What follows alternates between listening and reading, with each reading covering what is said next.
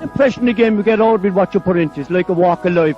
If you're good enough, go out and get it, no more about it. Not so much control in the centre of the field from Kilkenny as Richie Bennett sends it high and over the bar. Your mother sends you down to the shop for a pound's worth of goods and she gives you 50 pence. You can't get the pound's worth of goods, can you? Just about kept in. Oh, well done, Shawnee Buckley. To do that to Tomas O'Shea. He deserves to score from here. One of the highlights of the Sunday game. Limerick went out there from the word go today. No more about it. They made all the running, that was it. Put the ball over the bar and the back of it, and that's it. No ifs, no buts. Is there much time left? We have a couple of injuries. Here comes Kieran Carey. Carey leading the charge of the right brigade. 45 metres out. He's a chance to score. He's put it high. There's no sympathy in this game for anybody.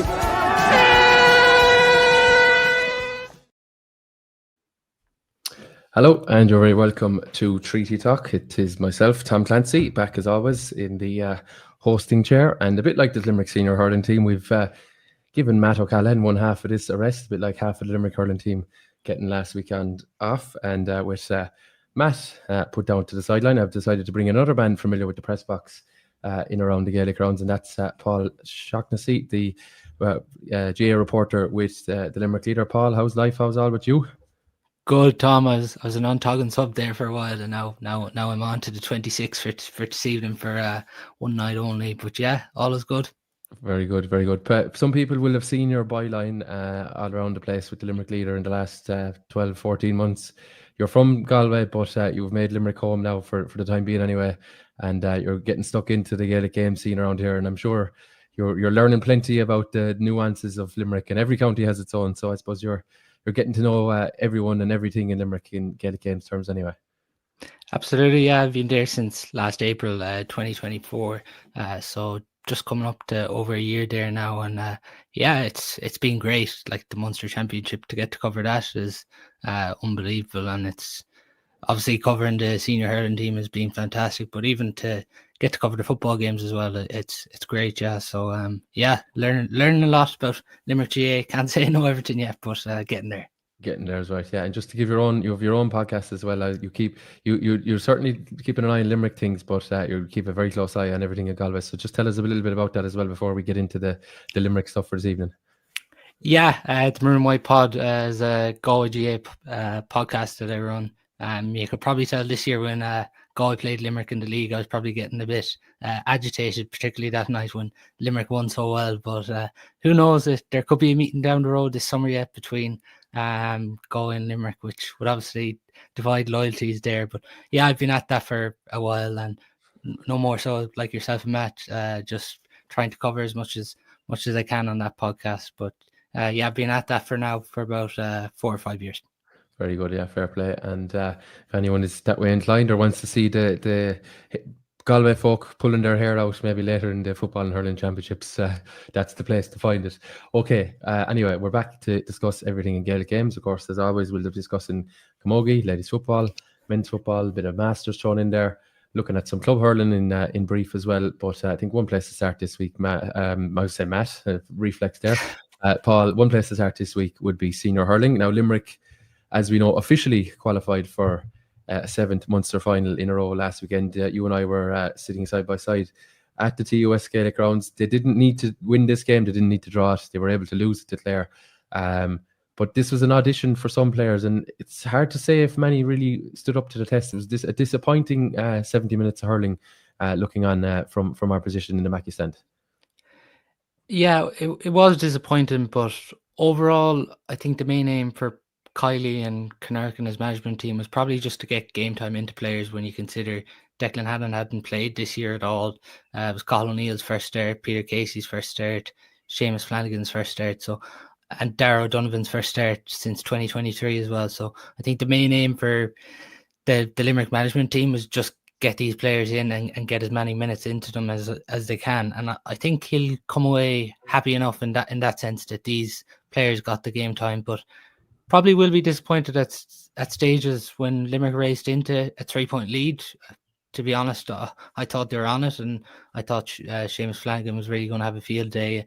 And then it just didn't really work out like that. The Clare goals were massive. Ryan Taylor's 2 goals were huge, really. And I don't think overall, though, to be too bothered. As you said, more or less, they were essentially already through and into the Munster final. But I suppose to not have the unbeaten record going into the Munster final, that'll probably be disappointing in one sense. But I think all focus now will really switch to Cork. But I think one thing that needs to be mentioned, Tom, is just the attendance for a dead rubber. I've never seen anything like it. The exact figure was 32,100 and odd. Like that. I was coming down, as you know, I was coming down the country, and I came into the Clare traffic coming in around Shannon, which obviously wouldn't be my normal route, and it was gridlock. And now there was a bit of an accident on the road, a minor one, thankfully, but I kind of said to myself, like, okay, Clare people are coming, like, you know, fair play. It's not often we maybe tip our hat to Clare folk around here, but in fairness, they came in their droves. You could see it when they were scoring the goals. There was a big celebration from their supporters. It meant something to them. But like the Limerick supporters just coming out in their droves, like, I mean, to have 30-something thousand, like, you go back to 20. I remember I was in the Terrace in 2018 for the first round against Tipperary at the city end. The open stand, I think, was barely open. There was only a few people in it, and then you go down to the Clare end on that day, and it was actually officially closed. So now we have a case where all 4 sides are open, and there is, wouldn't say scramble for tickets for that game. You could get tickets, but, like, you know, there's still people who wanted a stand ticket and they couldn't get them, like, because, you know, there was such is the interest. Like, it's phenomenal. And look, there is a bandwagon element to this Limerick support. There's no doubt about it. But it's the same in every county. But certainly, what that says to me is that this Limerick hurling journey has captured the imagination of the Limerick people, maybe more than we thought, and this emphasises it with such a huge attendance like it was last Sunday. Yeah, I've never seen anything like it. Before the match, obviously, we try and get supporters' views, and I've been on the Ennis Road quite early the last few weeks, the last 2 weekends in particular, and at 12 o'clock on both occasions, there's been Limerick supporters there itching to get in, and it's a 4 p.m. start. We must remind people, like, I've never seen supporters want to arrive that early before a game. But to be honest, I thought all week with a dead rubber, the figure going around was that they were going to hit 30,000, and I was just struggling to believe it, because I've been at plenty of dead rubbers myself, and when there's nothing to really play for either side, Limerick and Clare on Sunday, I was just so surprised to see an attendance like that. But in fairness, like the last two weekends, the TUS Gaelic grounds has been rocking, and now it's this scramble that nearly feels like a All Ireland final ticket week for the next two weeks in particular.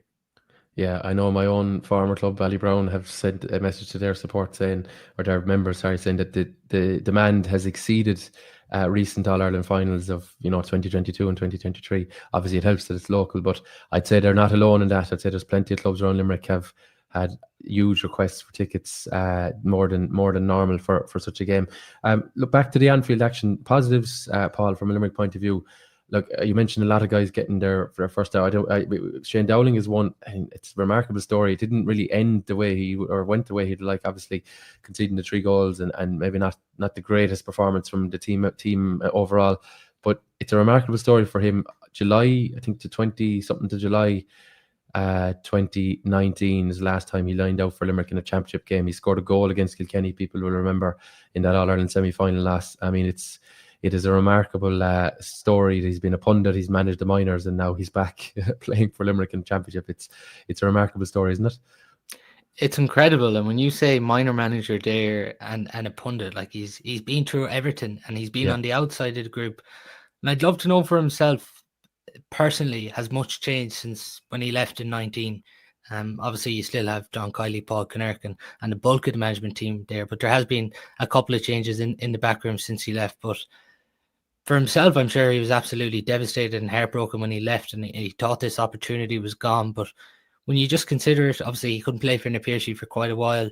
Then he obviously goes in with their intermediate team, and I'm sure for himself, he mightn't have thought that he'd get up to the senior team as a goalkeeper, and then he did, and then he just took his opportunity. And I remember even last year seeing him in a couple of games, and some of the team moves that started from his puck out for Napier, like, they were breathtaking, and I'm not surprised at all that they've taken an opportunity on him. And if Nicky Quaid didn't return, he could easily be the number one as well this year. But Yeah. even for him to get an opportunity in a Munster Senior Hurling Championship game against Clare, the Clare game would be fairly special for him, given he's not too far away from the border there. But I'd say personally for himself, it was just some feeling to get to run out and line out for his county again. Yeah, just to hear his name called out in terms of, the starting 15 and all that, and yeah, to wear the number one jersey. Other positives in terms of performances, you mentioned Seamus Flanagan there, and look, I would always have caveated his league performances. We've never seen the best from Seamus Flanagan in league performances. He's often in the last few years saved those for later. You remember that Munster final against Clare, where he got 7 points in the game that went extra time. He 3-3 against Cork last year. A couple of decent performances in All-Ireland semi-finals and finals down the years. So his league form for me, while you wouldn't disregard it, certainly always comes out of an asterisk. And he certainly, you mentioned it there, certainly showed plenty in the early exchanges to say he's a live option now for Kylie and Kinnerk, either as an impact sub or potentially maybe forcing his way back into the starting lineup as the competition wears on. Yeah, I think what people need to realise here is John Kiley pulled a bolter last year in the Munster final. No one could really expect Shane O'Brien to start. So yeah, his first ever championship start ahead of Seamus Flanagan, who was basically the man of the match in a previous in an earlier round for Limerick against Cork. So that's how this narrative, maybe in terms of their change in positions, maybe that O'Brien is now the leading light. But sorry, anyway, go on. Yeah, he could easily pull something out of the hat that none of us would have predicted, because you could not predict that Shane O'Brien was going to start that. Because if you go back to the first game last year against Clare, Shane O'Brien was a non-togging sub, and then he went in and started the Munster final. But I just feel Seamus Flanagan still has a big part to play in this championship, because he's the sort of player, once he gets in his groove, he could easily rack 6-7 points from play. And if you go back to the Cork game last year in Páirc Uí Chaoimh, he scored 3-3. Could he be the rabbit that Limerick decided to pull out of the hat? Because you seen in that game in Páirc Uí Chaoimh last year, Cork were not comfortable at all with Seamus Flanagan. Flanagan turned them inside out that day, and even the one or two balls he got on, and he was unlucky too. Shane O'Brien played one on the outside, and the pass just went to the wrong side of him. Fraction behind him, yeah. And if that was a better pass, it's a nailed on goal. He actually hit it wide, would you believe, because he had to check back. But the touch looked sharp early on. Maybe as the game went on, his influence kind of dwindled a bit. But it's good to see that he's at a level now, and he looked busy and sharp when he came on against Cork, in the last 15 minutes, the last day. So I tell you, people are quick around Limerick to write obituaries of these players, but I think you're right there in your statement that he could have a big role yet to play in this championship, whether it could be 15 minutes in the Munster final or whether it could be from the start. You mentioned as well Shane O'Brien, John Kiley definitely rewards training, and case in point is that Munster round opener last year. Donnacha O'Donnell came on, scored a goal. I think that he set up a goal as well, and I don't think we saw much after that, because maybe other guys raised their performance level in training, i.e. Shane O'Brien. Shane O'Brien gets in then for the Munster final. Then Seamus Flanagan must have raised it back the other way, because they flip-flopped back to Flanagan in the All-Ireland semi-final. So, we don't know. And I always go back to David Reedy got what seemed like a rare start at the time a couple of years ago in the Munster final against Clare. And John Kiley was asked afterwards, I think he started ahead of Cian Lynch, who was maybe out of form a little bit. He said, well, we have to reward the guys that are going well in training. And look, maybe that was a little bit of his selection last weekend. Obviously, it was a case of resting Aaron Gillan, Kyle Hayes, etc. But probably trying to reward guys who were, putting it up to them in training too. Yeah, I'd love to be a fly on the wall in the A versus B game this weekend, wherever it's going to take place. I think special mention to Peter Casey. I know I mentioned him briefly already, but first start since that broken ankle against Tipperary in the Munster Championship last year. I remember being there. I think that was one. Yeah, that was my first or second game in the Gaelic grounds that year, and it was actually my first game in the Gaelic grounds, and I remember seeing it, and I honestly never seen anything as bad as that at a match. But I think you put it perfectly. I was walking up Dennis Road, and I was on X, and one of your score updates came up from Twitter during the match, and you're on about the Peter Casey jink. Rory Hayes was trying to tackle him and he got away from him in the jink.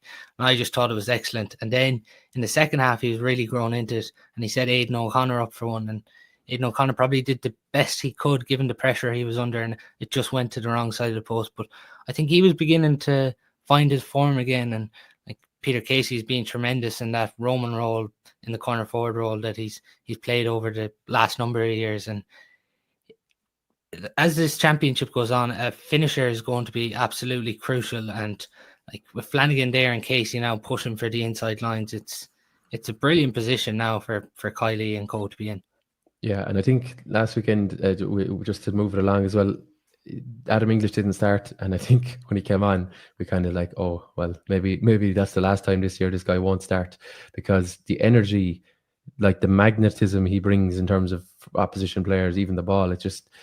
You see guys around that middle third, they're looking for him and he's looking for them, and it's like they're all in tandem. And like he really, he's such an asset, that pace that he has, that skill level obviously as well. And like, you know, it's very hard to see him being a sub again anytime soon. Like his performances in the first 3 games were quite good, and the last day, even in just small amounts of it, he showed exactly why Limerick, you know, will be looking to him among those, as we might have just lost you there, Paul. But Adam English, just you want to pick that up there?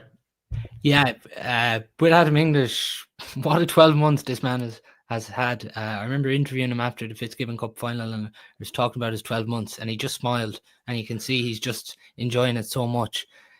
There was one game in particular when you see these players up close and personal at club level. I remember seeing him kill Kilmallock last year against Bungor St. Paul's, and some of the stuff he did that day was frightening. You obviously got to see him in patches last year, but when you get to see this man for a full game, and then you see what he did in the county final against Impershi, like the courage that day and the bravery still for such a young man. And to be honest, I would have seen his position probably in inter-county hurling before this year. Probably up front, I would have thought maybe he'd be the man to play the Roman role. But the energy and the pace this man has brought around midfield has been massive. I think it's the perfect balance between himself now and Will O'Donoghue. Like Will O'Donoghue does a lot of the dirty work, but Adam English, he picks up the loose breaks, and when space opens up in front of him, like even that Galway game in the league, like his surging runs from deep that day destroyed Galway, and he's continued now. And to be honest, he's an established starter at this stage. I don't see how himself and William O'Donoghue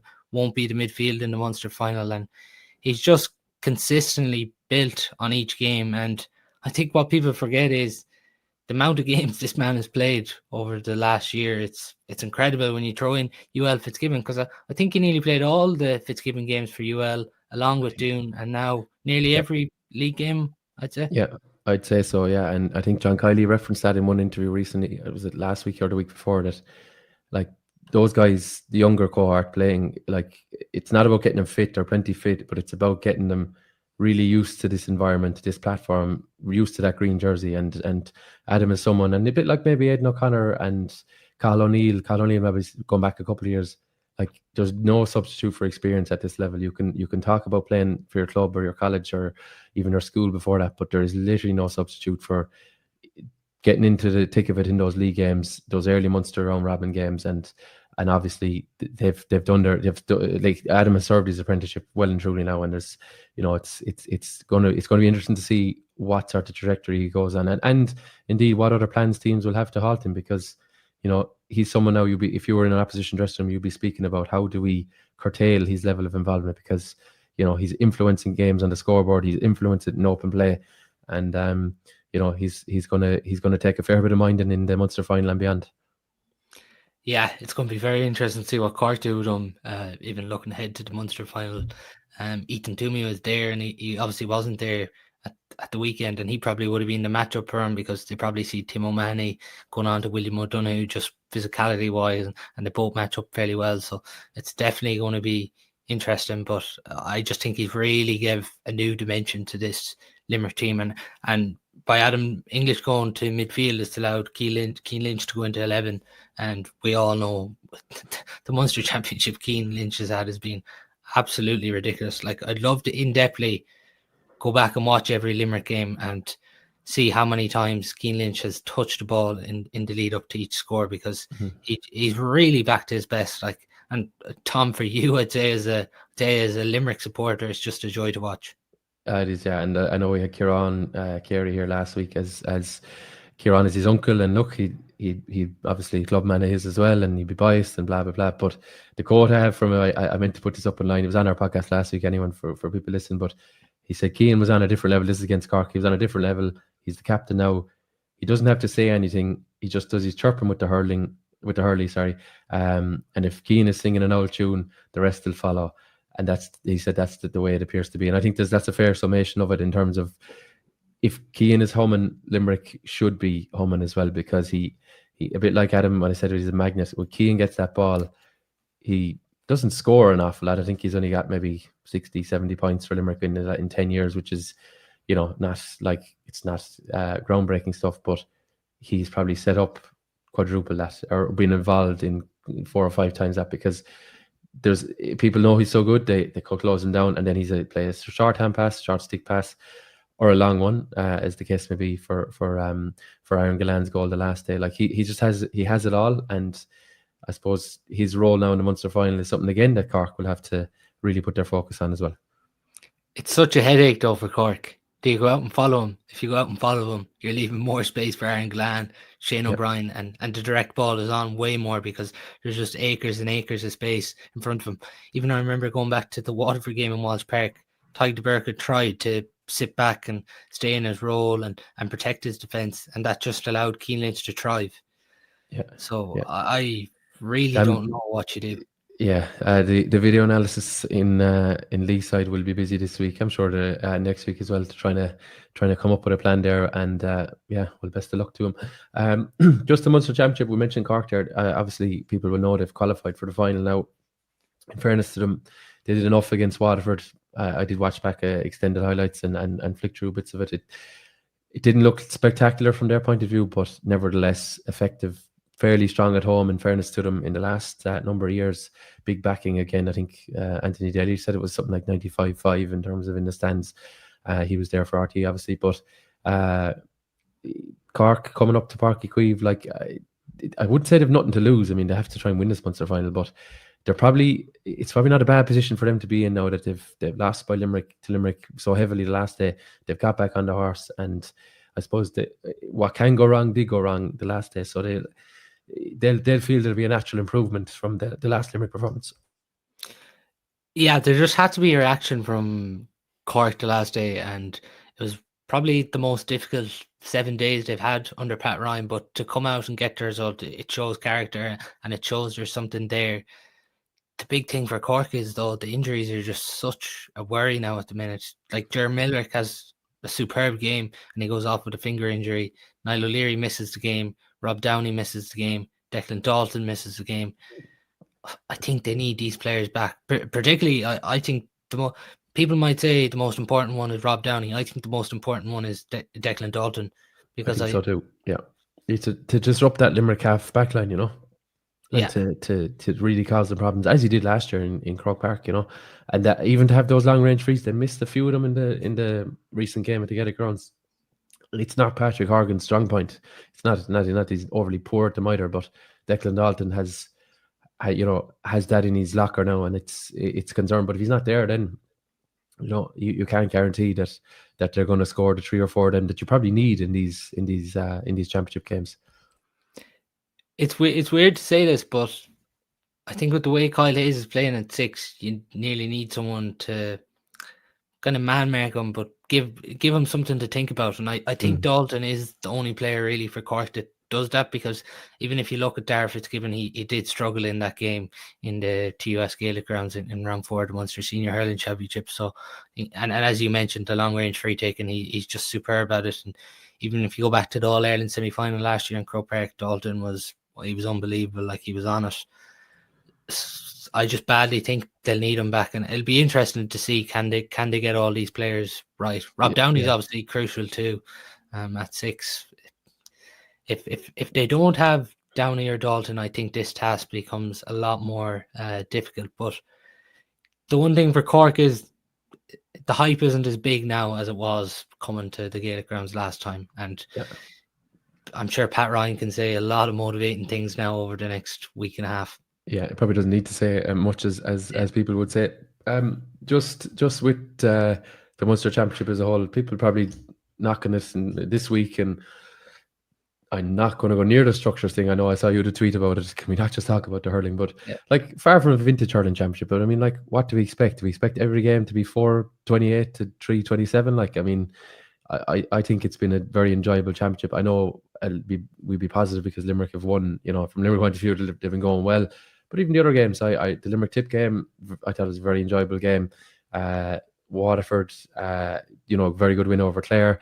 Clare and Tip wasn't half bad. Clare and Cork was a decent game. I think we're quick because the final round was maybe a little bit under par. We're quick maybe to just to diminish the whole competition. And maybe last year, the last 4 or 5 games in the competition were so epic. Again, we're quick to say it was an unbelievable championship. And where do you stand on the quality? Where do you stand on the quality and maybe the enjoyment factor of these games so far? I agree with you. Yeah, I think for supporters, their expectations can be too high sometimes. Even if you go back to the first day, the 2 draws, that was just incredible.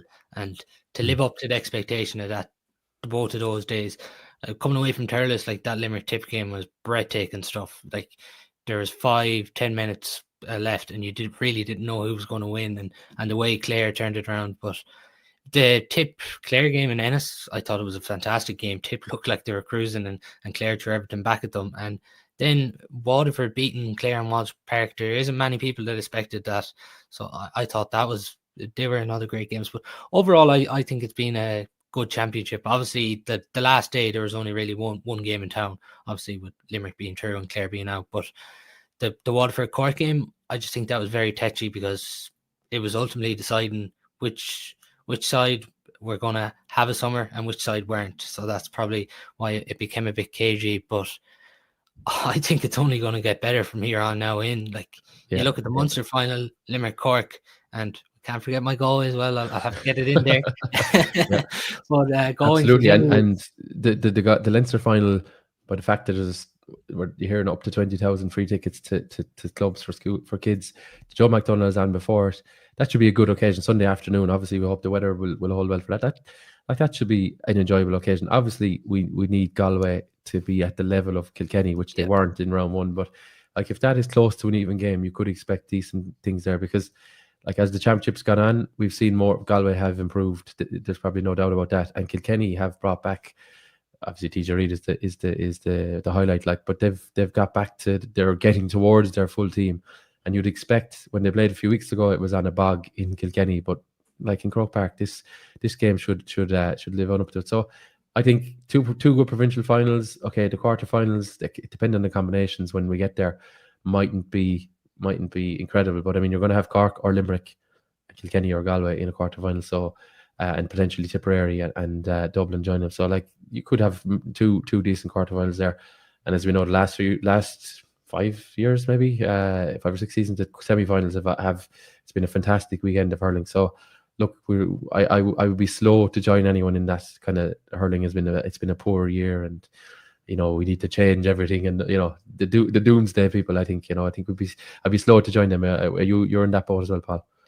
If we're to talk about structures and the issues and why hurling needs oxygen and all this, why can't we talk about that in the off season? Let's talk about the here and the now and the action, and analyze this game a bit more, because people often talk about how so few counties play hurling, but let's give it the promotion. I think if you look at it overall, how this Limerick team have come back, the hype around Cork, Galway back again, Kilkenny going for Leinster again, and the resurgence in Kildare, I just think there's loads there to... Even the story of Clare, flopping, as it were, falling off, from where they've been. And they've been very consistent, in fairness to them, reaching All-Ireland semi-finals and Munster finals. But, what's gone on there is very much a talking point. And even a small one from the weekend, I didn't see much praise for it. I don't know, did you see James McNaughton's goal for Antrim? Through a crowd of bodies, and, giving it the big fist pump, because, that meant so much to them. And obviously they fell short in the end. But, these are the stories you should be talking about. And maybe not talking about Davy Fitz is having a jibe with someone, but actually the action on the pitch and the quality that's there. And look, Offaly and Antrim haven't been the greatest teams in this year's championships, obviously, but they have had their moments of quality, and we should really be highlighting those rather than getting bogged down in as you say, kind of administration, especially in the middle of the season. There's a long enough off season there now, lads. You can debate it till the cows come home then, but let's celebrate what's going great in our game at the moment. Yeah, and it's a short enough season as well, as we know. And yeah, I was looking at the fixtures ahead today for this week's paper, and obviously if Limerick are to get the result in the Munster final, they're going to be playing on the Saturday this year to the Sunday. So that's right. I think July 4th or 5th. Yeah, so they're going to be on the Saturday this year. They're on the Sunday last year. And if to lose, then they're obviously out June 21st or June 22nd in the quarterfinal.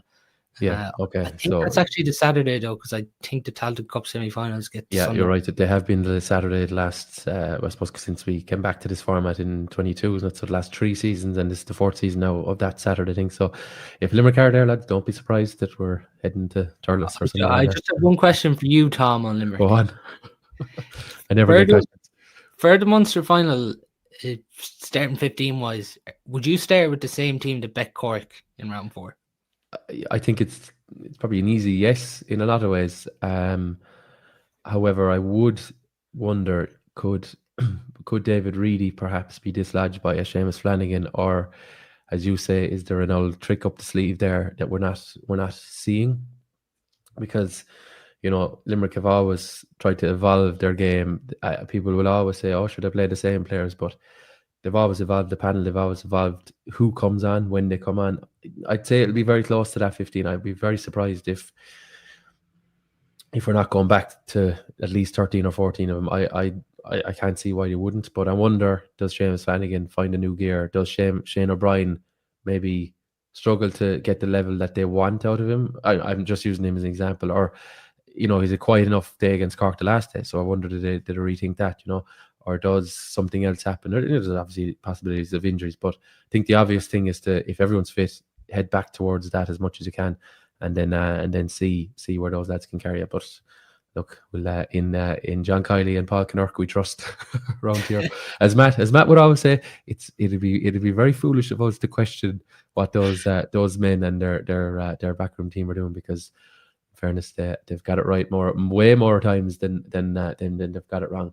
Okay, conscious the clock moving on us here. Just moving to staying on the topic of hurling, Paul, the Limerick minor hurlers, after I suppose a competitive but difficult results-wise Munster Championship, ended up in 4th place, and then they moved into the All-Ireland preliminary quarterfinals. A meeting with Wexford. Matt was reckoning it was since the 1960s that Limerick and Wexford had played at minor level, and they got the win in Thurles on Saturday and puts them into the quarterfinals.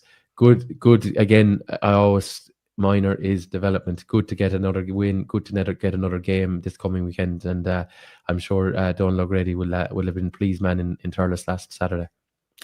Fair play to Donal O'Grady, this team and the management team, because it was a difficult Munster Championship. They only got the 1 win against Tipperary, but to come back, I think they showed huge character to get a result like this. And to be honest, it was comfortable enough. There was no stage where you really felt like this Limerick minor team were ever going to lose this game. Shane Waters gave an incredible display. I think it was 14 points overall he finished with. So that was outstanding by him. And Conor Haas' goals as well was crucial. But there's no point in saying otherwise. That was a really difficult Munster Championship. There was days, even the last game against Clare, they really kind of filled out of it. Clare comfortably won in the end, and it was hard to see a way back, but they got that break. They worked on things, and to get a result like that now against Wexford, and to be going into a Waterford game where Waterford didn't play at all, they haven't played since the Munster final, it gives this Limerick team now a bit of momentum and puts them back in a good place. It does. So, and they lost out to Waterford, but that was on away soil. And I was down there with Matt that evening. Waterford certainly a strong team, but they have one man that needs a bit of minding in the form of Cormac Spain as well. So I suppose Limerick will have learned. You hope Limerick will have learned from that. Was it round 2 that was against Waterford? Round 2, yeah. It was comfortable enough really for that night overall for Waterford. Was it 120-14? I think it finished. I think it was, if I'm not wrong. I think Waterford won that one by 9 points. So Limerick will obviously have learned a Yeah, lot from that they did. game. Yeah, Cormac Spain got one. Yeah, I remember you They did. chatting to you after that. The impression again we get out with what you put into it. It's like Apologies, malfunction there. But Paul, sorry, the minors. So look, they'll have learned a lot from playing Waterford. We often see in these grades, you play a team a second time, the result can flip. So they were competitive at Waterford for maybe 2/3 of the game below in Waterford, and just kind of faded. So they'll be hoping that maybe last week's game will stand them match fitness, match sharpness, and going back to Thurles again for a third time, where they've won their 2 previous games, is no harm as well. Yeah, they've only got their wins this year in Thurles. They haven't won anywhere else.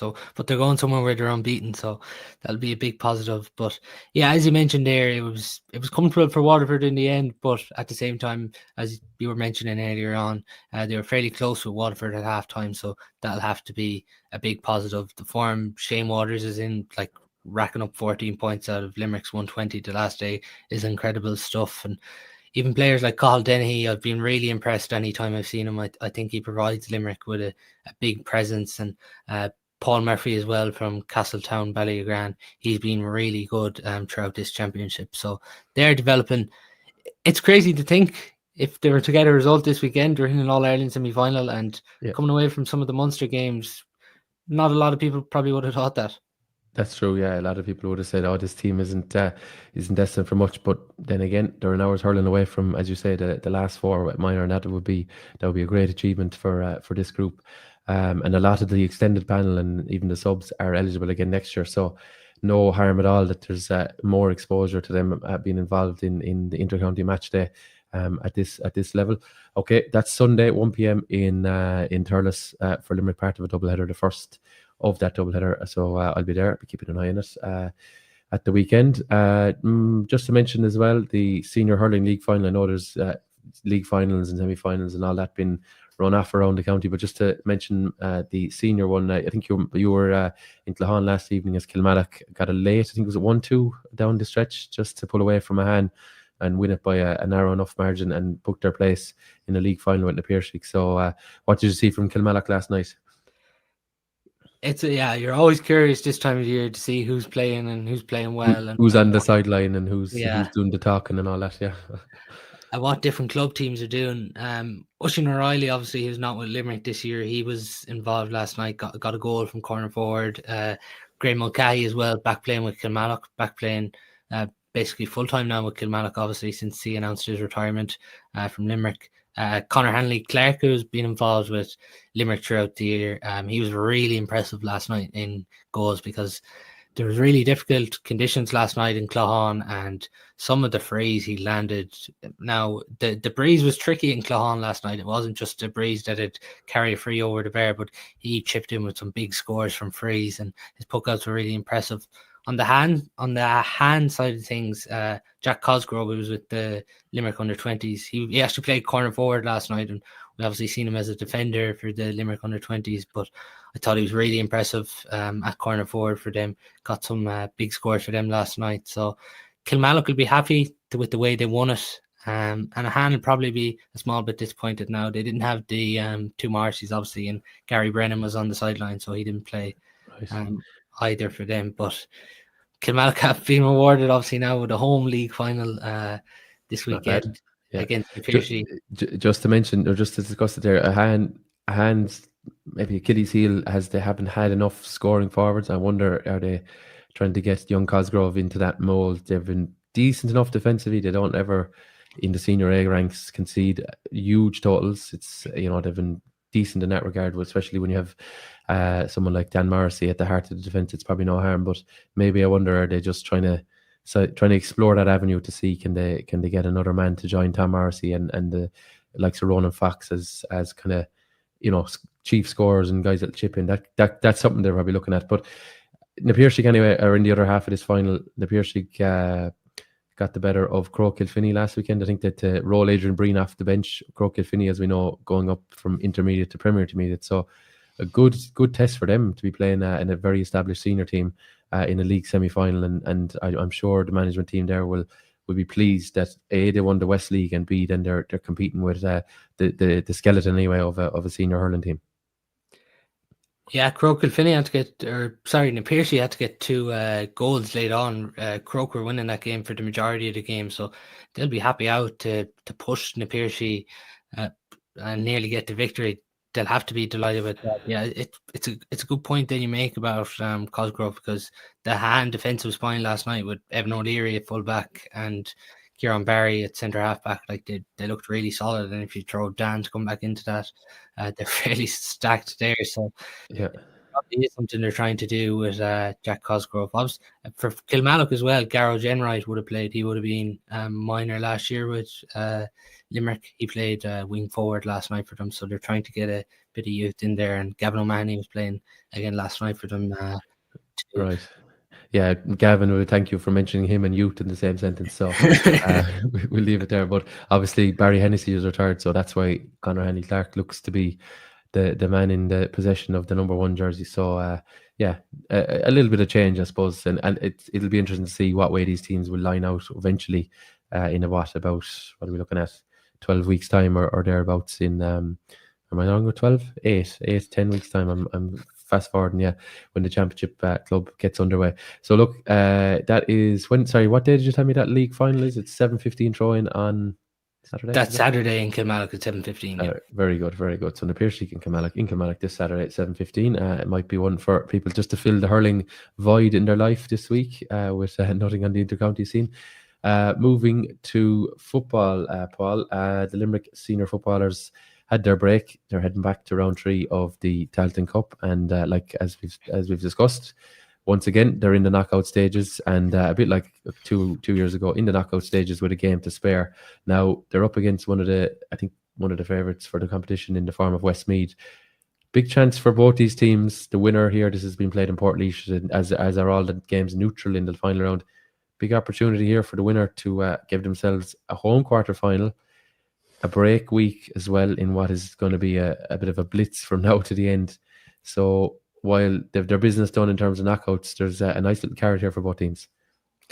It's a huge opportunity, and even we were only talking about the scheduling before we came on. So if they're to lose, they're in a preliminary quarter final, and then if they're to get through that, they're through into a quarter final the week after. So to get a 2-week break here, it's absolutely massive, and it probably be wanted too, because it's been a hectic enough group schedule, and this has been one of the tougher groups of the Tailteann Cup. If you were to look at it at the very start and you seen London, Antrim, Westmeath, you said this is a tricky group for Limerick. You couldn't get very harder. But in fairness to Jimmy Lee and his crew, they've come through this group so impressively.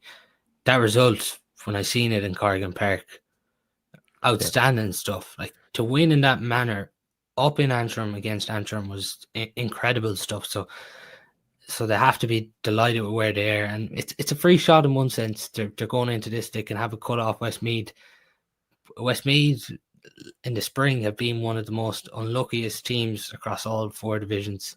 I think nearly they ended up losing every game by less than 1 score throughout the full league campaign. They got their draw at the end of it against Roscommon in the last game. So that just shows you how unlucky they've been. But then the Tailteann Cup is probably an ideal competition for them to get confidence and to get the experience of winning back. And they won this competition 3 years ago, and it did really push them on for a few years. Like, even last year in the All-Ireland series, they were very unlucky not to beat Derry in their last game, and that would have got them through. And they pushed Galway fairly close up in Mullingar too. So it is going to be a big test for Limerick. I think key matchup's really going to be Luke Loughlin, isn't it? He kicked 118 for them in one of the games. Like 118, for God's sake. I don't care 2-pointers or not, like 118. I think even if you put that into all money, he scored did he score 112 or something like that? Or he scored 13 or 14 times anyway, which we just weren't seeing anyone doing really around the country at any grade. Like, it's some going, and he's the High Rocks king as well. Didn't he win the Meath High Rocks after they got knocked out of the Leinster Championship? So a phenomenal athlete, and someone who, I think had his struggles off the field a few years ago, but has really turned things around for himself. And now I suppose we have to tip our hat to someone who does that in Gaelic games. A bit like James Naughton at the other end, who's in probably the form of his life. Now, I was saying to Matt the last day, the impressive thing up in Antrim was Danny Neville, Peter Nash, and James Naughton. I suppose the listed inside forwards, I think, as they all chipped in healthily on the scoreboard. So while Luke Loughlin shooting the lights out, James Naughton is doing similar. But Limerick definitely this year, I would love to have time to have all the stats, but they've really spread the scores around. And that was the same, the day against London in Newcastle West. Scores coming in from everywhere. There was that day against London, there was 3 different players kicked 2-pointers. That's a sign of a team that's humming and a team that's confident. Players are taking on shots. They're not looking for their talisman. They're backing themselves, and that's something that Limerick will need in this competition as it goes on. And that's probably why they won the league as well, because they had a real balance to their team in attack and defence. I think Jimmy's managed this perfectly. Like all throughout the league, he was just bringing on Danny and Peter for most of the games, and now he's finally brought them on to the starting 15, and they're really repaying Jimmy with their performances, because they've both been outstanding since this Tailteann Cup campaign's got up and running. You mentioned there James Naughton, he's been outstanding, but Emmett Richter has just been unbelievable throughout the last few weeks. If he's scoring, if he's setting up, if he's fielding, he's doing it all for them. But there's so many players on this Limerick squad. It's their first year in with Jimmy Lee and his management team, and there's no fear with them. Even if you look at Darragh O'Hagan around the middle, I think of that day in Newcastle West, he was outstanding around the middle. Even Mark McCarthy from Father Casey's, I've been really impressed with him at wing back. And even a player like Jason Hassett, we didn't see him a lot throughout the league, and now he's come in and took his chance, and he's really impressed. So it's the younger players are really driving this, and the older players are following them, but they've got that balance, like a really good balance on the starting 15 this year. They have, yeah. And I know Mark McCarthy, Limerick 20s hurler previously as well, and Jason Hassett coming on against, I think his debut more or less was against Cork. I'm not sure if he played much in the league, but a bit like the hurlers, they've probably put a fairly high premium on what you're doing in training, because or else maybe a couple of challenge matches that we don't see, obviously, but like the team has definitely, even from the league final, it has certainly evolved, whether it's through injury or otherwise. Like that is a great sign of a team. And what I'd love to see happening is Limerick get into the business end of this, and obviously let's say winning it, but very few people nationally, I listen to plenty of podcasts, as you know, and you just similar. Nobody mentioned Limerick. Nobody saw Limerick's form line from the league, or their Division 4, and they got beaten by Cork. But like, I think they'll put up to Westmeath the weekend now. Whether they'll win or not is another question. But I think whoever has to come to Limerick Limerick will have their first knockout game at home, whether it's a quarter final or a prelim quarter final. Whoever's coming to Limerick for that, I tell you, they'll have their work cut out, because this team is a team really that has found its identity and feet this season, and you couldn't be but confident in that they'll challenge anyone in this competition. The difference as well, like last year they travelled to Sligo for the quarter-final in the Tailteann Cup, and it did show how hard it can be sometimes to travel for that quarter-final. But if it was the opposite this year and Limerick got a team to Mick Neville for the last day of the Tailteann Cup, they'd absolutely relish it. But as you mentioned, it's a big one now this weekend for them. But I think just if they can drive another performance and keep the trajectory upwards, that'll have to delight them and have a real cut-off with me, because as you mentioned, they're not getting the plaudits at all really nationally, and the job the management team have done. So they will come under the radar, and a lot of people probably expect Westmeath to win this one handily, but I'm sure Limerick are going to relish this now, coming into this one as underdogs. And as you mentioned, the prize is massive to get into the last 8 of the Tailteann Cup and be one game away from Croke Park again, obviously, with the semi-finals being there. And for Limerick football to be in Croke Park twice this year, has that ever happened before? Well, no, I don't think so. No, they would have, if you remember back, Paul, when Limerick were coming to the great Limerick team was coming to the end of its time, they snuck into a quarter final, beating Wexford, and then of course they drew Kerry in the quarter final, and like they would have fancied themselves of putting it up to a lot of the teams, but I mean Kerry had just put too many beatings on Limerick at that point, and it was disappointing. That was 2010 or 11, but yeah, Limerick and Croke Park in the championship, it has been a rare sight in terms of football.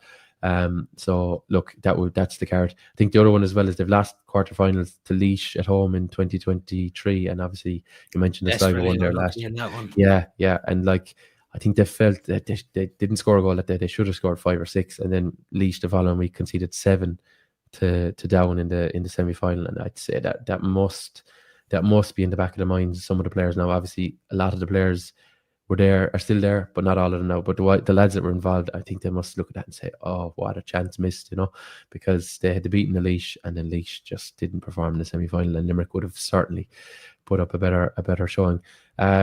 So look, that's Saturday. Just one thing as well, yeah. Tom, to add there, just before we leave footballers. At the start of the year, so many players had left the football panel from previous years, and so many players hadn't committed. But I think it's shown now that Limerick football is attractive, and it's probably given the players who didn't commit this year something to think about now, even for next year, to join this setup. Yeah, absolutely. And probably, to be fair to the GA, the Tailteann Cup, I think it has been a success. Now, we do see teams in it every year. You kind of look at a lot of the teams who finish bottom of their groups, and you kind of wonder what's going on there. But for maybe the 8 or 10 teams that really kind of go after this competition, like they're getting their rewards from it. They're doing well in the following year's league, more often than not, and I think this competition has reinvigorated football in some counties. You're never going to get it right that every player is going to commit. It's not feasible in my opinion. If you're someone has to finish bottom of Division 4, and some players then just don't find that attractive. But I think by and large, like, if we rewind the clock on Limerick, I mean, I remember them playing Mayo maybe 7 or 8 years ago in a qualifier, and like you just knew like that they were going to be beaten, and that's no way to be going in a competition. Whereas at least we now have a real life chance to say Limerick could beat Westmeath, even if they lose. They'll be playing whoever it is that comes third, and Limerick will have a chance of winning that, and they could be beaten as well. So it's a very competitive competition, and you have to admire its place in the GA season now as it progresses. Yeah, I definitely think maybe for the GA to think about something of making it sort of senior, intermediate, junior. I think it would be more of a level playing field. Because I think as you see the Tailteann Cup go on now, and the teams that get to probably the last 8, they're probably a step ahead of even the bottom teams really that are probably just struggling a bit. So maybe that's something for the GA to think about. But I do agree with you. The Tailteann Cup has definitely been a bigger positive, because if we didn't have it now, there would be more and more mismatches. Now we're beginning to see more and more teams at this time of year in the Tailteann Cup come up against each other, and it's actually achievable to go after a trophy in Croke Park later in the summer. It is, yeah. And teams like Limerick having a chance to win 3 championship games in a row is just not something you could have said before, not too often anyway. Okay, that's the senior footballers. Do you know the throwing time to hand, Paul? I've just misplaced it here. 2 p.m. Saturday. Yeah, Saturday, 2 p.m. in Portlaoise, and I know our friends at Live 95 are carrying online radio commentary, and I'm sure Paul and the team at the Limerick Leader will keep you abreast of what's going on there. Just to mention, the Limerick Masters lost out to Clare in Kilmill GA grounds last Friday evening. Unfortunately, 1 goal difference, 1-9 to 9 points, meaning 2 narrow defeats for them to start the championship, having lost out to Kerry in round 1. But still plenty of time for the lads to regroup and refocus for the latter rounds. And look, it's a competition that they've really enjoyed the last few years, so plenty of time for them to fix a thing or two in the next round or two. The senior football, just to touch on it briefly, Paul, no surprise maybe, Father Casey's one of the strongest teams in the West, obviously county finals last year.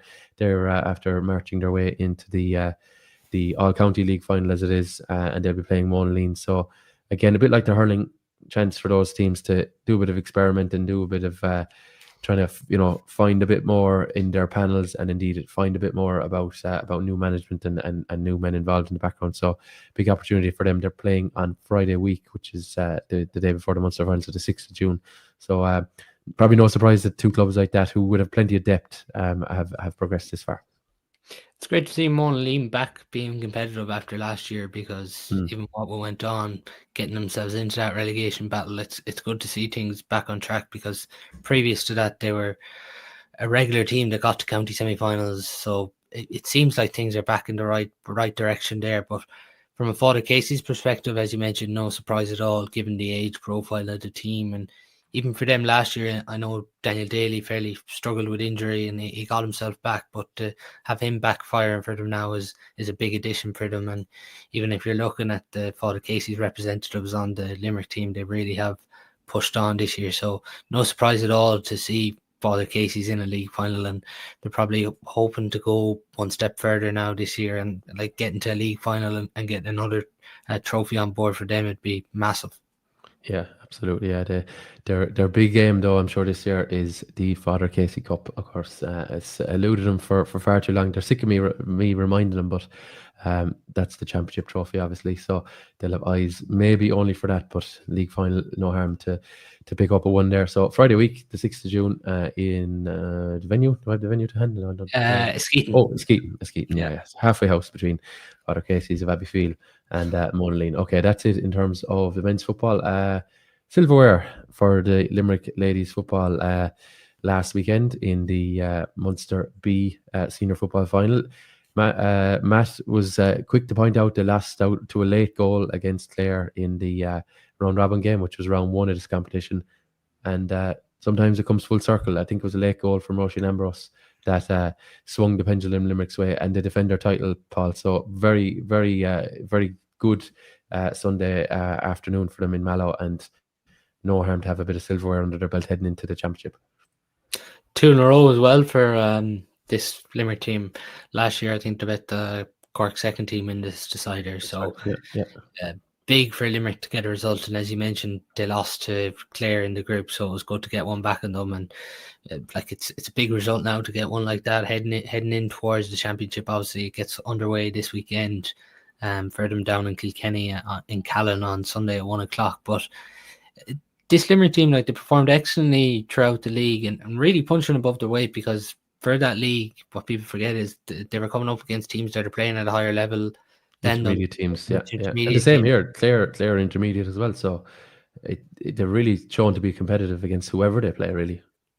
Yeah, I don't remember them getting well beaten at all this year in any game. So it's really showing that they can compete against these intermediate teams, and I think that bodes so well for them now going into this junior championship. I don't want to be putting pressure on them or anything, but Pile it on there.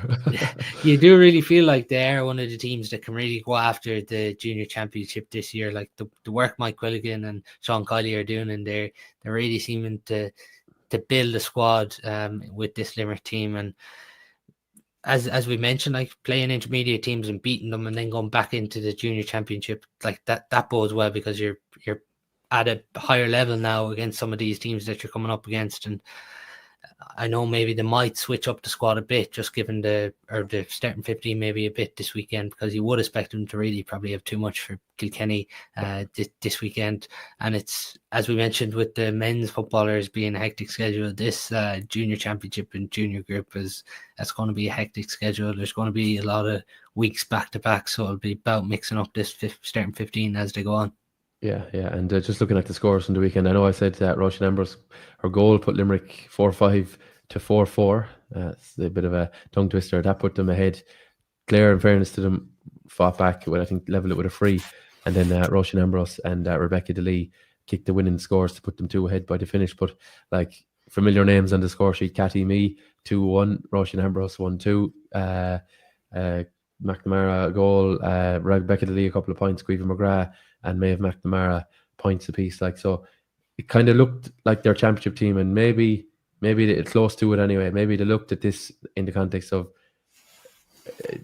Kilkenny won't put up as much of resistance as Clare will. Like, so let's see where we're at against an intermediate team, and then, as you sensed there, they could shuffle slightly against Kilkenny. Now, the only thing I would say to you about that is, depending on what way the rest of the games in the group go, scoring difference could be a factor. It could be a factor. So if they're going to beat Kilkenny, they're going to want to put as many points over on them as they possibly can. But look, it'll be about winning those other games in the group against the likes of Louth as well, who have eyes on the knockout places. Like, but I think the management should be very happy to have collected more silver, and it probably just reiterates their message. If you're a manager and you're not winning, it's very hard to be believed. But when you're winning games, and they've now won 3 games in a row after losing to Clare the first day, it reiterates what you're doing is paying off. Yeah, and there's something on the table now for them, and the management team can say, let's add something else to the table as this year goes on. I just think they're further down the road than Kilkenny. Like for Limerick, the big target this year is to go all the way.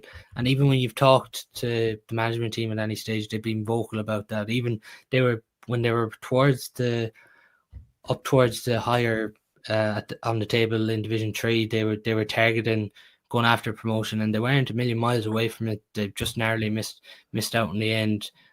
But overall, big positives for this Limerick team, and it really does look good now heading into this championship campaign. And obviously going down to Kilkenny, that's a difficult task in itself, but I'd say they'd be fairly confident of getting their campaign up and running this weekend. They will, yeah. And look, I'd say anything other than 3 points, as it is, it's 3 points for the win. And I always remind people of that, yeah. Anything other than 3 points here will be a disaster, really. But John Locke Park in Callan is a 1 p.m. start. Limerick and Kilkenny also in the group at the weekend. Derry facing Sligo at 2 p.m. in Owen Beg. Next week, then, a big game for Limerick. I'd say next week, Sunday, the 8th of June, Limerick at home to Louth. Could be one of those 6-pointers in terms of who will get out of the group. Sligo are the other team in the competition. They are in action in round 2. So group of 5. Limerick will have to... got to the final last year, didn't they? I think they did, yeah. Limerick beaten in the opposite semi-final to them. Limerick in the final the previous year. So you kind of on that basis, you think there's not a lot between them. And Louth and Sligo have been intermediate teams in the not too distant past. I think those 3 teams, they're going to be at the top. It's obviously top 2 go through. Those 3 teams will be fighting it out for the 2. I think they'll look at Derry and Kilkenny and say they should have enough for them. Now, someone might end up with egg in their face for thinking like that, or maybe I will for saying it. But I think it's between those 3 to make the 2. So yeah, it is a balancing act here to make sure they're rightly prepped for that home game against Louth. And if you have the head-to-head win over Louth after in the second round, you'll be in a very, very good place for the latter stages and make it into that top 2. So yeah, right, that's ladies football 1 p.m. So congratulations to them on that victory in the Munster B final. As Paul and myself both said, back-to-back titles there. And in fairness to Munster, LGFA, I know Matt always sings their praises. Good to have that competition, because Limerick were kind of stuck in no man's land for a few years as the only junior team in Munster. Good to get competitive games. Don't have to be travelling all over the country looking for challenges. Competitive games, people come out and see them, and a bit of silver at the end is no harm at all. Okay, moving to Camogie, last but not least on our agenda this week. Paul, we come to Limerick's senior and indeed 23's recent ongoings, but the big debate is over for now anyway. The SCORT voted on, I think it was 98% voted for choice, as it were. We probably weren't surprised that it passed. I was probably surprised it passed so much. I thought there would be a little bit of resistance about the place, but probably no harm for Camogie now that this is put to bed, and let's get on with the games. Let's get on with improving attendances. Let's get on with showcasing the sport, a bit like what you said earlier about debating hurling and football. Let's now concentrate on Camogie, but good to see that it passed and players got what they wanted. Yeah, it really did get a bit exhausting there for a while, the SCORT debate and everything. I know people were really vocal about it, but the big thing I feel is if you're going to be vocal about this, at least go out to games and get behind your county Camogie teams, because the attendances just haven't been good enough. I know we've got them to a stage when it gets to an All-Ireland final in Croke Park that maybe makes it look better than what it is. But I think for this group campaign now, if counties could really encourage their supporters to get behind them, like even this Limerick team as well this weekend, you'd be encouraging supporters to get behind them. But the common sense has prevailed. Players have the choice now to wear shorts. I know there's even some players, amazingly, throughout the weekend that actually chose to wear sports. Yeah. That just shows you. But the choice is there now, and that's the big positive coming from this. Now the majority of players wanted to wear shorts, and thank God this is over now, because the worry was if this continued on, we could see championship fixtures not fulfilled, and that's not going to be the case now, and we can get on with the action and focus on the Camogie action now over the next few weeks.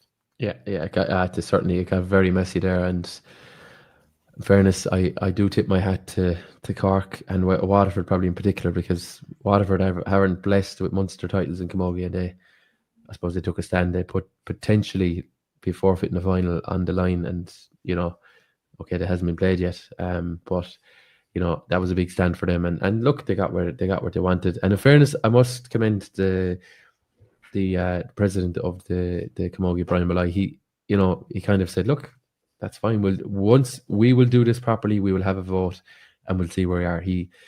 I don't think he really nailed his colours to the mast. Kind of maybe leaning towards the choice part of it, but kind of said, we'll do it in our rules, which they did. They went to a special congress as they're entitled to do, and they got it through. You would just hope, though, that these things can be sped up a bit quicker, because they still have to wait a week or two. And I know these are the laws and everything that are in place. Yeah. I just True think enough. sometimes let's just speed it up and save. Absolutely, yeah. Look, I suppose they probably had to get a few bits of pieces in the way, but you'd wonder, could they have knocked a couple of days off it or a week off it? Maybe. Yeah, you're right there. But just on your point there with attendances, a friend of mine is involved with a club in Clare, Camogie, was at the game last weekend, sent me a video from the shed, as they call it, in Cusack Park. I tell you, you could have counted the number of people there very quickly, and it was very, very sparse. That's senior Camogie game between Wexford and Clare, and I'm not throwing shade at either of those counties, but the interest at the moment, anyway, from what I can see, certainly isn't there. We've been at league games ourselves, Paul, the last couple of years around Limerick, and attendance is, very low hundreds, sometimes even less. It's challenging for the players, I suppose, that they're representing their county and they're just not being backed. And kind of, I take a leaf out of Joe Quaid's book. He said there'll be plenty of, and he's kind of saying women need to support women here. Now, obviously, men can go out and support them too, but women need to kind of say, like, I enjoy the hurling, but like my neighbour, my friend, my colleague in work is out playing for our county. Maybe I should support him once in a while. It might do no harm, but the interest certainly isn't there. And he's already, the president's gone on about filling Croke Park for the finals this year. I don't see it. I'd be surprised if they got over 50, 60,000 really, because I know there's incentives there for clubs or counties to bring their development squads and stuff like that. But I struggle to see how they get close to what would be a record attendance at that fixture, especially when you'll have counties that will have had, like your own county Galway, if they've reached the Camogie final, might be involved in latter stages of hurling and football and even ladies football. So there's a bit of level of fatigue there in terms of getting up to Croke Park and all that. And it's the same for Cork as well, who's potentially at the business end of a couple of codes, Anyway, speaking of Cork and indeed Limerick, not a pretty sight in Páirc Uí Rinn last Saturday. I nearly don't want to read out the scoreline, but look, this Limerick team has had the heart and soul nearly torn out of it, or the vast majority of it, in the last couple of years, with players moving on for various different reasons, whether it's work or travel or life choices. They're always up against Cork here, and I suppose the hope was they could stay in the contest, but Cork simply way too strong for them, Paul. Yeah, just way too strong. When you look at the results overall, 625-5.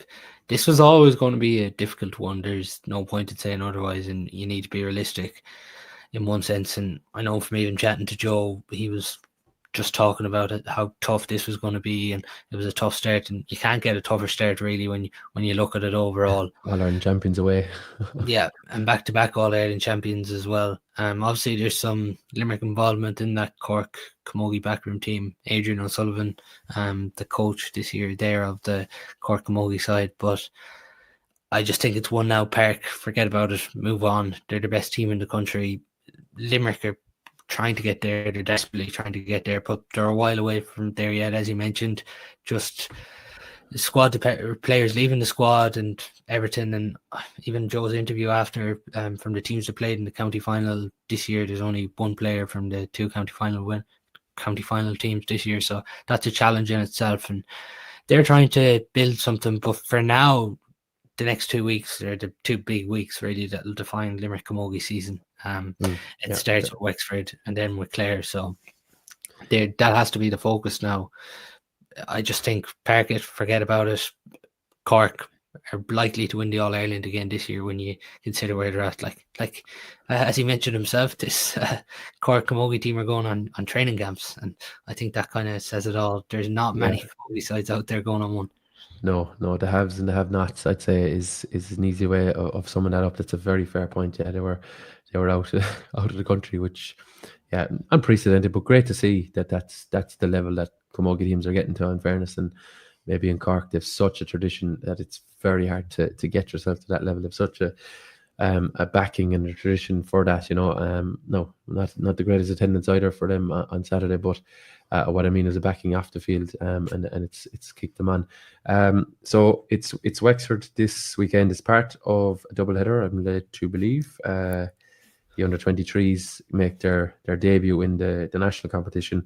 So both set for Mick Neville Park on Saturday, which is the 31st. Limerick and Wexford in the under-23s B All-Ireland Championship round 1, and the same two counties battling at 4 o'clock in Group 1 round 2. So Wexford coming in off a loss as well. So while Limerick probably need a little bit more picking up in terms of the manner of that defeat, but they've proven, I think in the league last year they played Wexford, or was it this year? I'm mixing up my years, but there's not an awful lot between Limerick and Wexford. So that's something that they should be focusing on, that they should be competitive here with Wexford, and home advantage could play into their court as well. Yeah, back in Mick Neville Park this weekend for this Limerick Camogie side. As I mentioned, the two big games are obviously Wexford and Clare, but in order for Limerick to put themselves in a position to challenge for the Clare game, they have to go and beat Wexford first, and that has to be the focus. But it's just an absolutely huge opportunity for Clare, Wexford or Limerick to get to an All-Ireland quarter-final and to get to Croke Park. Like, that would be just an incredible season for whichever team can get there. They played Wexford all right early on during the league, and Wexford had too much for them that day. But as you mentioned, it's a big advantage here now that Limerick are at home. Like, if they were to do away to Cork and away to Wexford, that'd be a bigger challenge in itself, considering the margin of defeat. But to get them at home now and get things back on track, I just think the big thing for Limerick, the scoring return will have to be better. If you look at it overall, I think it was 2 or 3 points from play they got at the weekend. That just has to be better if they're to pull off a result. Yeah, I mean, 5 points isn't going to win you any game at any level. So they're going to have to get probably close to 15, you'd imagine. Maybe even more would be needed. That sort of total potentially could win the game. But in fairness for Wexford, 2 away games in a row, not ideal from their point of view. The jury's out, Paul, on this 23 championship from my point of view. I know Matt does not agree with it one bit. But the 23s development age group, trying to transition girls from 16s and minor into a competition that's another notch up, and then some of those players then will obviously eventually play senior. The second teams are gone, so Limerick making their, I suppose, their, as I say, in the All-Ireland competition anyway, making their bow. So 2 p.m. against Wexford. So look, we'll see how this one develops, but it's an interesting concept by the Camogie. In fairness, they can't be accused of standing still. They're trying to change something here for developing players. Yeah, I know from even chatting to someone, they're at the Galway Tipperary under-23 Camogie game at the weekend. They're just saying, crowd-wise and everything wise, there wasn't really many there, and the atmosphere, and it's hard to get coverage behind this 23s championship when it's running side by side with the Camogie championship. And if you were looking at it from a male perspective, you'd say 23s is something that can work, but when you consider the players ultimately are so young to play on these Camogie sides now, like anyone really who's 20, 21 and are up to the senior required level, they'll be in there, and that's just that. So from Limerick, it's probably hard to get that balance right, but for the players who aren't maybe on Joe Quaid's side, it's probably rewarding for them to put on the county jersey and put on the Limerick jersey. The overall positive from this for Limerick Camogie is it's a double header. It's the 23s and it's the seniors, and for younger girls, it's an opportunity to go and see 2 Limerick teams play in Mick Neville Park on Saturday. Yeah, absolutely. And we've Limerick have a good 16s and a good minor team in the last years, and maybe the 23s for some of them will naturally look like senior players when they hit 18 or 19, but more of them might not. This could be the stepping stone they need, and that's what the Camogie Association are hoping for, and keep ladies involved. I think the other point of it that we don't see here in Limerick, and maybe as a Galway person will be maybe ignored in Galway, is they want the second and third tier competitions to be exclusively for first counties. They don't want days of Kilkenny second team, Cork second team, Tip second team, who've all been at the business end of intermediate titles. They want to see an Antrim or an Offaly or a Down or a Westmeath. They want to see those teams getting to Croke Park, having their day out, not, you know, 2 Kilkenny teams against 2 Cork teams in 2 All-Ireland finals. It's probably not healthy for the game, and they're trying to grow counties, and look, there's merit in that. I see it that way anyway, and you know, I wouldn't fault them for their efforts there. But look, we'll see how it plays out, and what sort of implications are there in terms of, you know, is it a noose around counties next in terms of costs? But doubleheader for Limerick at the weekend. So that's it, 2 and 4 in McNeville Park. Anything else, Paul, locally? Anything else? Any breaking news for us around the place? I don't think so now, Tom. I think we've covered it pretty much all there. It's actually, when you consider all the Limerick teams involved, it's probably one of the busiest weekends coming up. It is, yeah. This weekend. We never like to see Limerick teams go out with the championship, but it kind of makes our job a fraction easier when they are out, because they're in April. I think start of March, late March, early start of April. There was some weeks where you wouldn't know who was playing. It was just minors, football, hurling, 20s football, hurling, and and then obviously senior in the counties the weekend, and then ladies, just but another very, very busy weekend of action. So let's see how many green wins we'll get. And just to mention as well, a good friend of ours here, just to wrap it up on this, a good friend of ours here on Sporting Limerick, and indeed Stream Sport, our sister company. I should have mentioned at the start, but Dermot Flaherty unfortunately passed away late last week. Dermot, a very prominent cameraman for us, and indeed for other companies in the area, native of Gort in County Galway, and an absolute gentleman to meet at any press box. Great bit of crack. It was the first man I met as a cameraman when I did a commentary in Clarina during COVID. There he was, ready to roll, and he told me exactly what I met him last year. I think it was 2 days out from Christmas at the Croom Graham Ballygarry and ABK Desmond's under-20 county final, and he was there videoing it. It was the first time I met him, and had a great chat with him, but that just showed his commitment to the cause. It was a day now you wouldn't have went with the weather and everything. Yeah, absolutely. Yeah, no, an absolute gentleman, always good for a bit of crack. And I remember one day I was 5 minutes late for a match in West Clare, and he ringing me, telling me, where are you? You know, in his own distinct way, and kind of, come on, by all, like, get down here. And I know, great man to have the chat with, and a great professional on top of that. So we will miss him dearly here at Sporting Limerick, and indeed Stream Sport as well. And we extend our sympathies to his extended family, which includes Kieran Flaherty. People will be familiar with as a Gaelic Games referee here in Limerick. So our sympathies to the extended Flaherty families, and indeed everyone connected with Gort, GA, and everyone that knew him. So on that somber note, Paul, I must thank you very much for your contribution to this week's podcast. Folks, thanks very much for listening, and we'll be chatting next week about a Munster final. And here's maybe a teaser of what's going to come on. Cork are out of the championship. Where did this ferocious determination out there today come from? The media, every one of them wrote us off. There was a statement in the Cork Examiner last Saturday or last Friday that there are 4 men on the Limerick team that would be afraid to go into a dark room. There's the answer today to those 4 men gave to us. And you're that hurt by those remarks? I'm certainly hurt, and the players were more hurt. And they're the ones who were insulted this week, and they proved